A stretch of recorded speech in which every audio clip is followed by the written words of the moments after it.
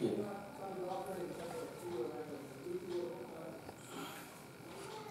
students, today we are going to learn remove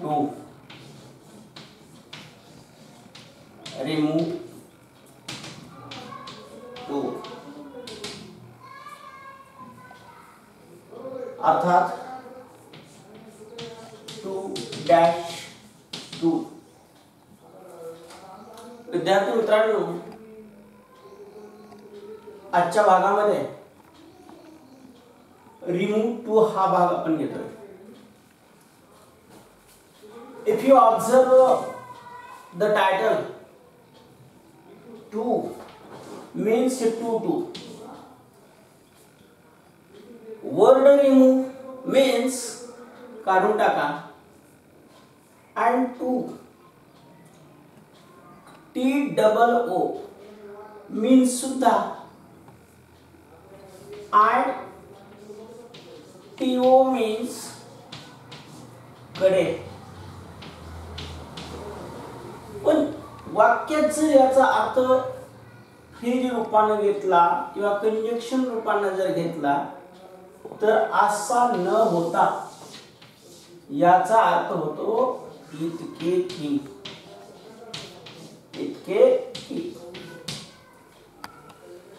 क्लॉजचे 3 प्रकार आहेत. त्यामध्ये नाउन क्लॉज, ऍडजेक्टिव्ह क्लॉज आणि ऍडव्हर्ब क्लॉज. पण रिमूव्ह 2 म्हणजे नेमका कोणता क्लॉज? वाक्य संयोगीकरणामध्ये सुद्धा हेच पाहतो आपण की कॉम्प्लेक्स सेंटेन्स मध्ये 2 चा वापर केला जातो. म्हणजेच इतके की या अर्थाने रिमूव्ह 2 चा वापर केला जातो. कसा करणार वापर? How to use remove 2 or how to remove 2. That's it. So first of all, I have to find out how to solve this, and then we have to follow up the rules. For example, remove 2. In our last period, we have already learned about clause and also main clause and subordinate clause. But when one or two more sentences, if you join togetherly, we must call it a complex sentence. Say it complex sentence. तर कसं करायचं मित्रांनो? Complex sentence मध्ये 2 चा वापर होतो, पण remove 2 म्हणजे वाक्याचा मूळ अर्थ न बदलता या दोन्ही शब्दाला आपल्याला काढायचे.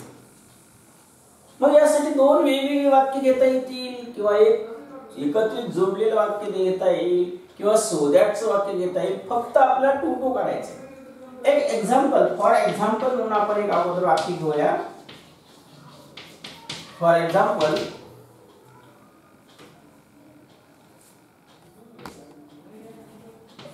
Ram is too weak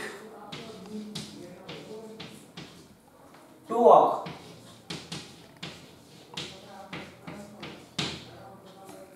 या वाक्याला जर आपण ऑब्झर्व केलं तर इथे 2 चा वापर झाला. म्हणजेच काय? Ram is too weak. आता या 2 ला दोन्हीला एक्सप्लेन करायला लागेल आपल्याला अगोदर. आणि इफ यू एक्सप्लेन वर्ड 2 और word TO, TOO and TO, when these 2 words joined in one sentence, it is called complex sentence and means इतके की. मग इतके की या वाक्यासाठी याला आपण याची पूर्व पार्श्वभूमी जर पाहिली किंवा अगोदरची वाक्य जर मूळ पाहिलं तर वाक्य कसं होईल पहा. म्हणजे राम इज टू वीक, याचा अर्थ काय झाला? राम खूप अशक्त आहे. खूप या शब्दाला वेळी शब्द आहे, म्हणजे राम इज व्हेरी वीक. हे एक वाक्य झालं. म्हणजे Ram is too weak means Ram is very weak. आणि टू वॉक, या 2 मध्ये खूप काही दडलेले. म्हणजेच राम कॅन नॉट वॉक. आता तुमच्या लक्षात आलं असेल की ही जी दोन वाक्य आहेत, राम इज व्हेरी वीक या अर्थाचं हे वाक्य की राम इज टू वीक, आणि दुसरं वाक्य राम कॅन नॉट वॉक म्हणजे Ram is unable to walk. मग Ram is very weak and Ram can not weak, he can not walk, ही दोन जी वाक्य आहेत, ह्या दोन वाक्याचं एकत्रित वाक्य हे पहिले झालं. आलं लक्षात? बघ आता ह्या वाक्याला म्हणजे आपलं टायटल काय आहे, रिमूव्ह टू, म्हणजे हे टू काढायचं हे टू काढायचं. पण कसं काढायचं?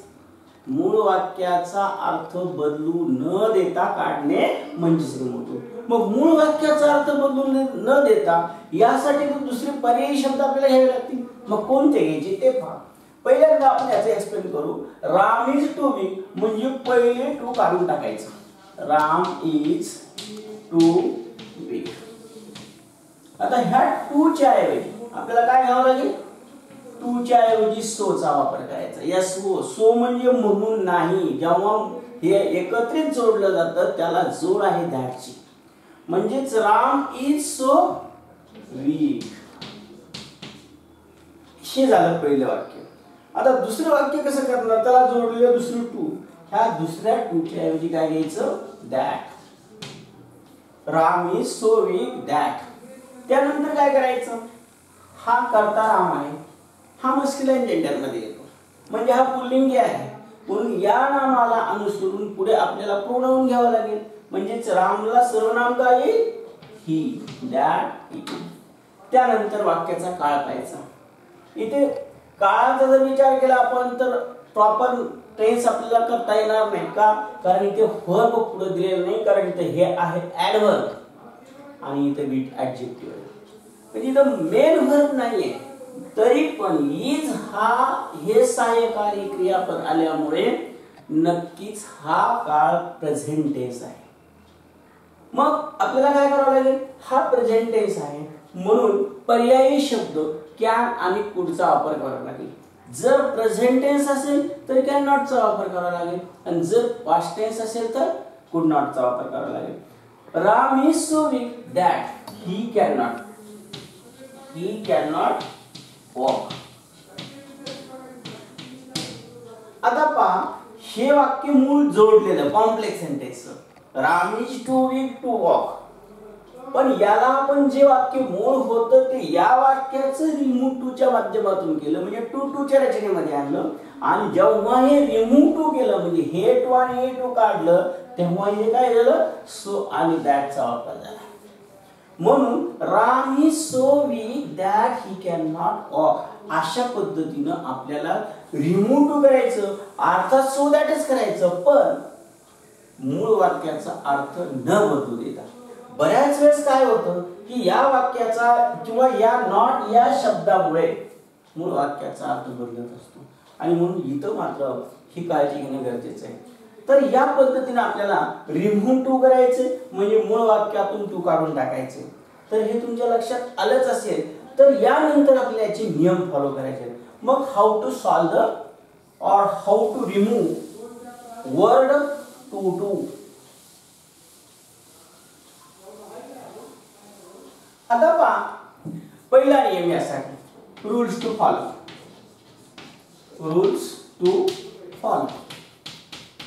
or how to remove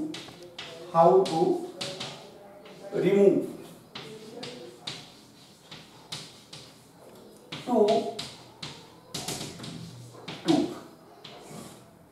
यासाठी पहिला नियम आहे आपला.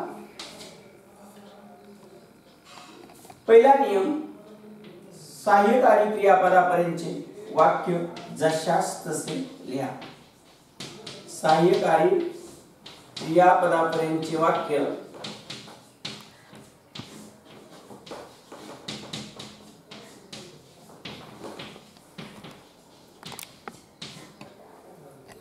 जशास तसे लिहा.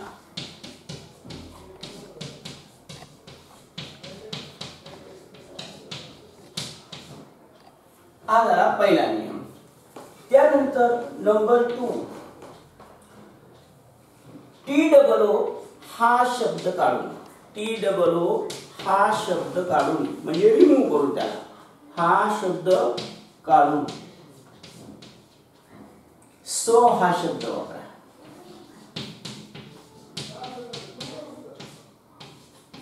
सो हा शब्द वापरा. हा झाला दुसरा नियम. तिसरा नियम,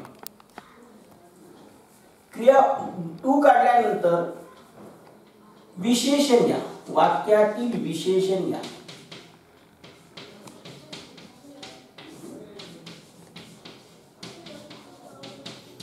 वाक्यातील विशेषण घ्या. नंबर 4, दुसऱ्या टूच्या TO हा शब्द काढून, TO हा शब्द काढून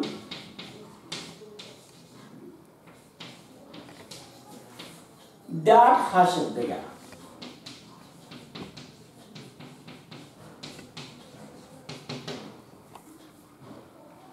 त्यानंतर पुढे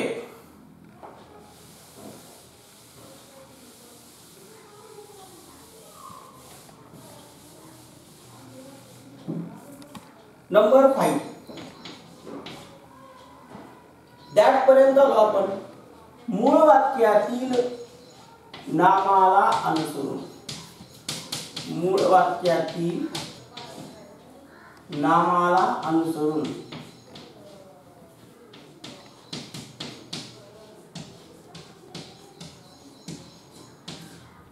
योग्य ते सर्वनाम घ्या.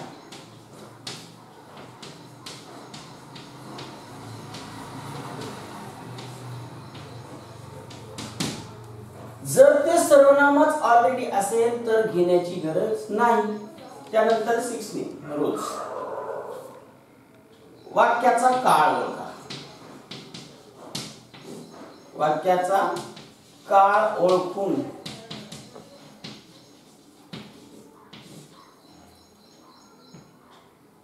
कॅन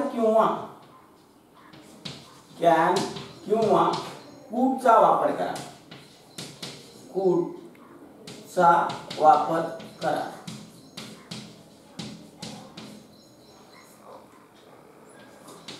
जर प्रेझेंट टेन्स असेल तर इथे कॅनचा वापर होईल आणि पास्ट टेन्स असेल तर कूडचा वापर होईल. पुढचा नियम, मूळ वाक्याचा किंवा सो डॅश दॅट या शब्दसमूहामुळे किंवा या शब्दसमूहाच्या वापरामुळे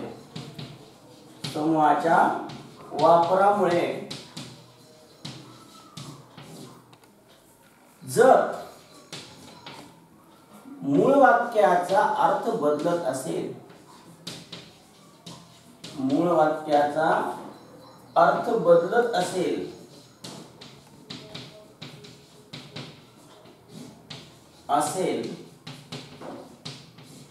तर त्यासोबत नॉट हा शब्द घ्या.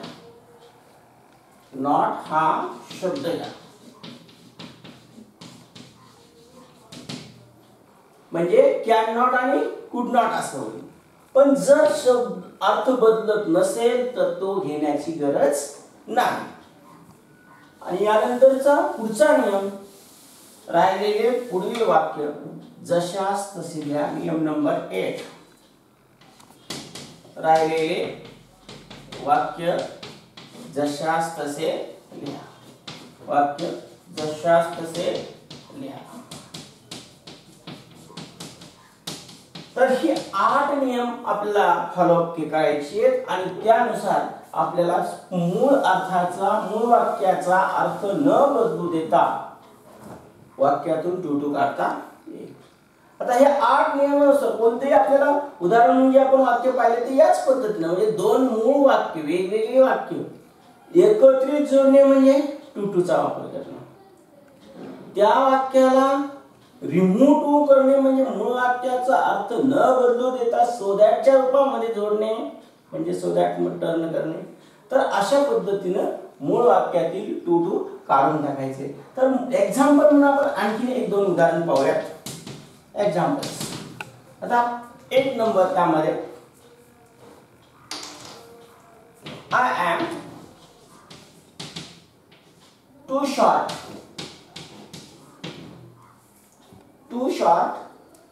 To climb on the tree.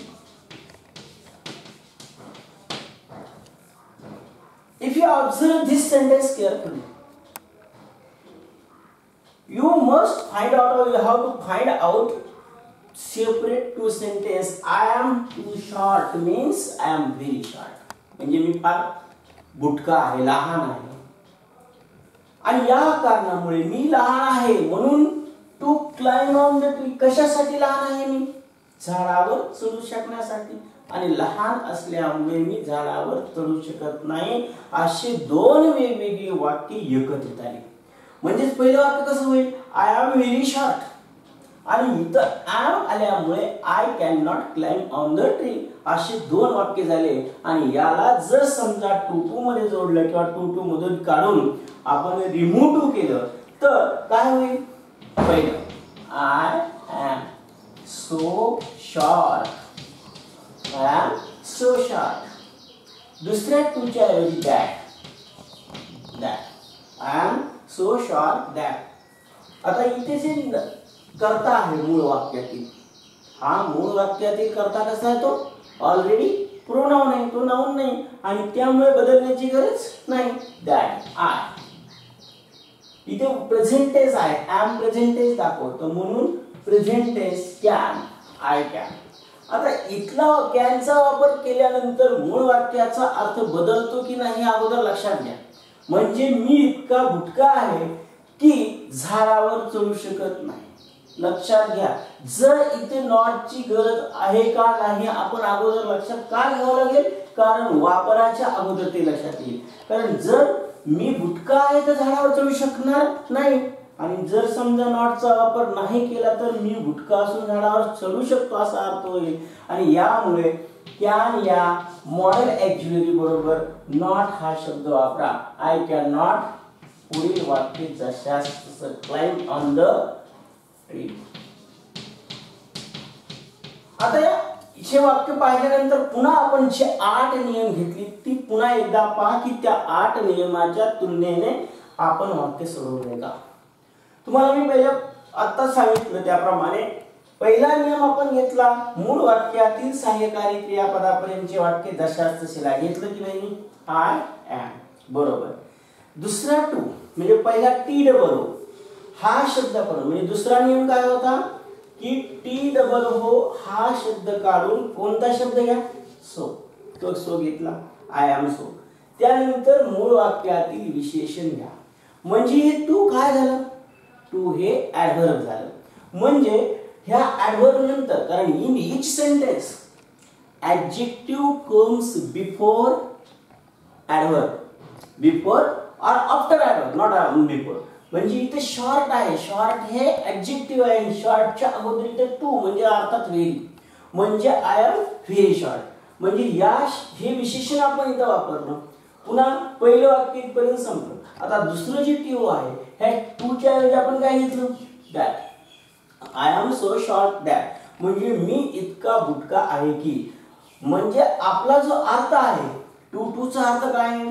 To टूचा अर्थ असा होतो इतके की, म्हणजे ह्या सोचा अर्थ काय झाला? सो आणि दॅट याचा अर्थ म्हणून की असा न होता याचा अर्थ सुद्धा इतके की होतो. म्हणजे त्याच समानार्थाचे शब्द या टूचा समानार्थी तर सो घेतला, टूचा इथं दॅट घेतला, म्हणजे दोन्हीही कंजक्शन झाले म्हणून इथं आपण दॅटचा वापर केला. आता पुढे वाक्य पहा.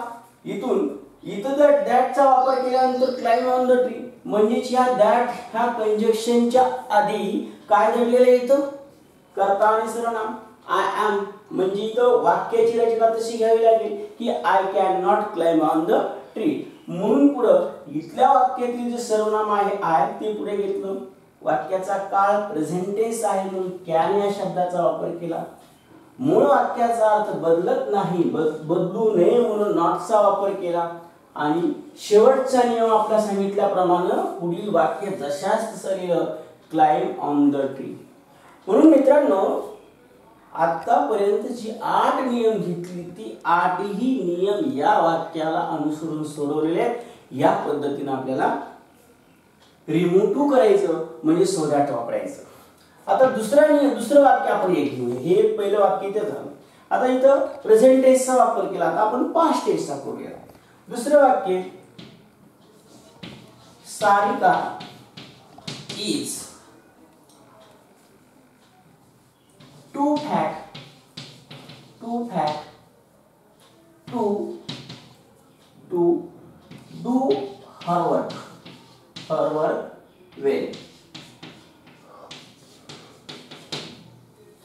आता यामध्ये काय, इथे टूचा वापर केला, इथे टूचा वापर. आपण काय करूया, सारिका ऑज करूयात, म्हणजे इथं पास्ट टेन्स होईल. Sarika was too fat to do her work well. याचा अर्थ काय होईल, सारिका इतकी लट्ट होती की ती स्वतःचं काम करू शकत नव्हती. म्हणजे इथं ऑजचा वापर केला. ऑज हे सहाय्यकारी क्रियापद आलं. याचा वाक्याचा काळ हा पास्ट टेन्स झाला, जसं इथं आपण प्रेझेंट टेन्स घेतला. म्हणजे वाक्याचा काळ पास्ट टेन्स आल्यावर काय करायचं, बदल फक्त थोडासा पहा. याचं उदाहरण म्हणजे आन्सर असं येईल, सारिका ऑज, पहिल्या टूच्या ऐवजी सो, विशेषण फॅट, त्यानंतर दुसऱ्या टूच्या ऐवजी दॅट. आता सारिका फिमेनाइजर येईल, म्हणजे सारिकाला सर्वनाम येईल इथे सी, दॅट सी. आता मला सांगा, इथे ऑज आले म्हणजेच आपल्याला तिकडे काय घ्यावं लागेल, जसं आपण इथं ऍम आलं इथे कॅन घेतलं. आता ऑज आले तर काय घ्यावं लागेल, कूड घ्यावं लागेल. काय घ्यावं लागेल, कूड. आता कूडचा वापर केल्यानंतर पुन्हा वाक्याचा अर्थ बदलतो पहा. आणि सारिका इतकी लट्ट होती की ती करू शकली असती का नसती, कारण इतर वाक्याचा अर्थ बदलतो, म्हणून इथे नॉटचा वापर करा. कुड नॉट. पुढील वाक्य, जशास do her work well.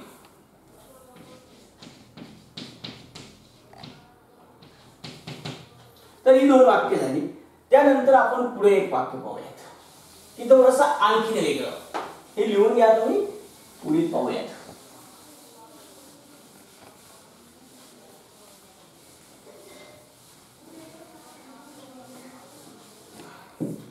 Sentence number 3. थोडंसं वेगळं की जर वाक्यामध्ये मूळ वाक्याच्या नामाचा आणि सर्वनामाचा बोधच होत नसेल किंवा त्या वाक्यामुळे जर अर्थ बदलत असेल तर काय करावं. समजा the water of the lake. दुसरं वाक्य, the water of the lake. Lake म्हणजे तलाव. Lake is too dirty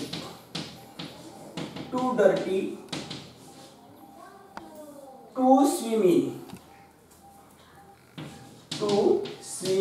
in. म्हणजे वॉटर ऑफ द लेक हा झाला करता, सहाय्यकारी क्रियापद इज, इथं टूचा वापर, हे ऍडजेक्टिव्ह पुढील वाक्य ते स्विम इन जसे असते.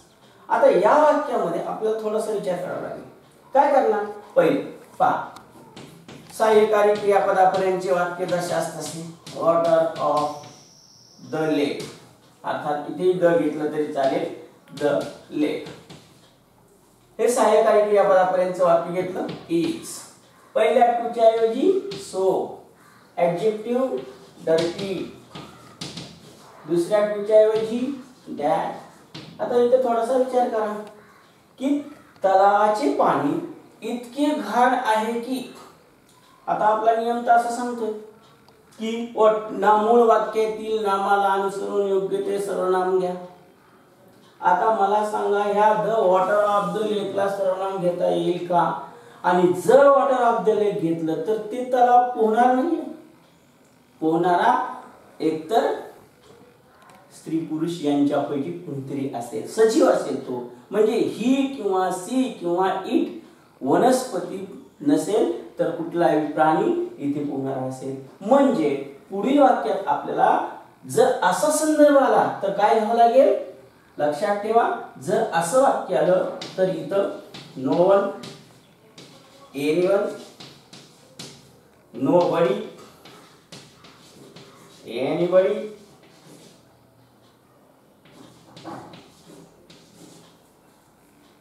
इत्यादी समजा एटीसी ह्यापैकी एक दोन शब्द घ्यायचा. मग आता इथं आपण काय घेऊ, काही घेता येईल, एनीवन घेता येईल, नो वन घेता येईल, नोबडी घेता येईल, एनीबडी घेता येईल, पण तिकडे संदर्भ आपल्याला जुळवता आला पाहिजे. So dirty that anyone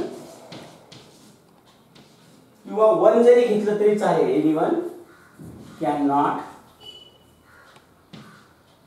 not swim in, अशा पद्धतीनं वाक्य होईल.